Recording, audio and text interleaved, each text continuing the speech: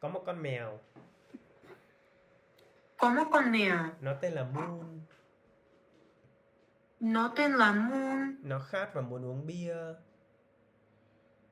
Nó khát và muốn uống bia. Nhưng nó còn bé.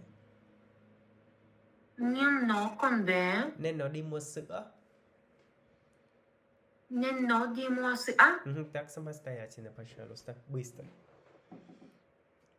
Có một con mèo. Nó tên là Moon. Nó khát và muốn uống bia. Nhưng nó còn bé. Nên nó đi mua sữa. Так, перерассказать. Пожалуйста. Có một con mèo. Nó tên là Moon. Con mèo khát và muốn uống bia. Nhưng nó còn bé. Nên nó đi mua sữa. Nên nó đi mua